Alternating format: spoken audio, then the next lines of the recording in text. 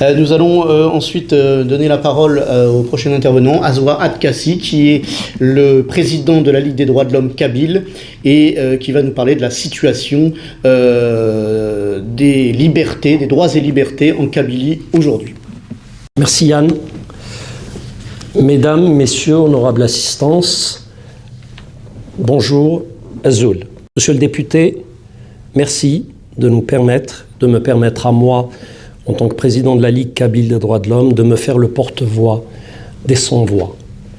En effet, à 1 heure des côtes européennes, il y a un peuple qu'on essaye d'effacer. Alors, quand on dit effacer un peuple, c'est effacer sa culture, sa langue, sa liberté de pratique religieuse, justement, on revient à ce que disait Charlotte, ainsi que son identité. Et quoi de mieux pour brimer le peuple kabyle, qui est connu pour son côté de pratique politique, diversité politique, religieuse, quoi de mieux que de criminaliser la pratique politique du peuple kabyle. Pourquoi je dis ça? Alors, si je reviens à 62, ce qu'on appelle l'indépendance de l'Algérie, je pense qu'on aura au moins 4 heures pour développer. Mais juste pour vous dire que à partir de 62, le régime algérien considère jusqu'à aujourd'hui la France ennemie de l'extérieur et l'ennemi de l'intérieur, c'est la Kabylie et le peuple kabyle. Donc, depuis 62, il y a eu des étapes dans la répression, des répressions de manifestations, des assassinats ciblés d'opposants, des condamnations notamment à mort, jusqu'en 2021, où le régime algérien a décidé d'en finir avec ce caillou dans la chaussure, c'est-à-dire que ce Kabyle, excusez-moi l'expression, qu'il ouvre un peu trop. Donc, à partir du 18 mai 2021, le régime a classé le mouvement pour l'autodétermination de la Kabylie en tant qu'organisation terroriste. Alors on se dirait, voilà, bon, il y a de la pratique de la violence, donc ce sont des terroristes, et voilà, on va les emprisonner, on va les condamner. Bon. Ça, c'est dans la logique du droit.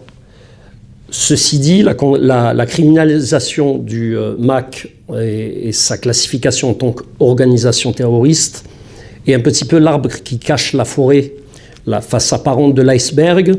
C'est-à-dire qu'en déclarant le mouvement pour l'autodétermination de la Kabylie en tant qu'organisation terroriste, c'est la criminalisation de tout acte politique qui est derrière. Aujourd'hui, on compte, alors recenser, nous sommes très loin de recenser tout le monde. Plus de 500 prisonniers politiques en Kabylie, sous couvert d'appartenance à organisations terroristes. Ceci dit, il y a une grande partie qui n'ont jamais été militants du MAC.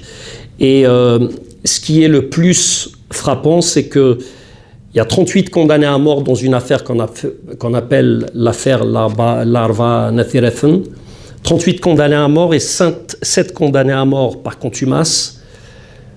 Il y a 3/4 qui n'ont jamais été militants politiques du mouvement pour l'autodétermination de la Kabylie.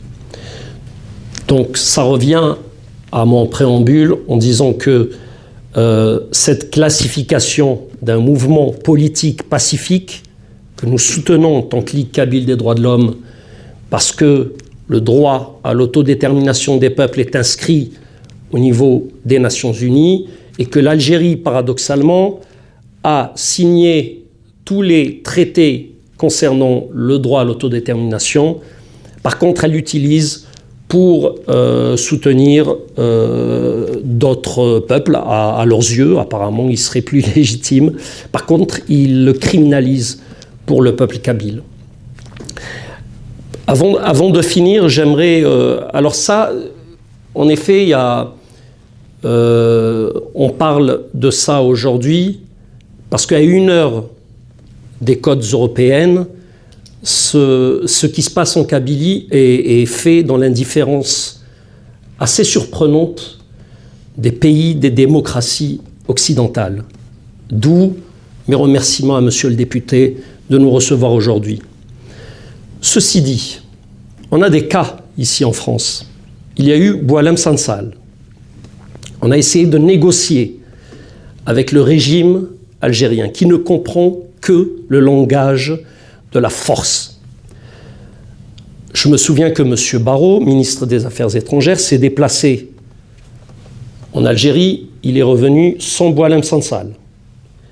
M. Nunez, ministre de l'Intérieur, s'est déplacé en Algérie pour aller chercher Christophe Glaise, un journaliste sportif. Pour son malheur, il est allé faire un reportage sur un club de football qui s'appelle la Jeunesse Sportive. La dernière lettre, ça ne va pas, c'est Kabyle. Donc, il est fait de fait l'apologie du terrorisme. M. Nunez est parti en Algérie.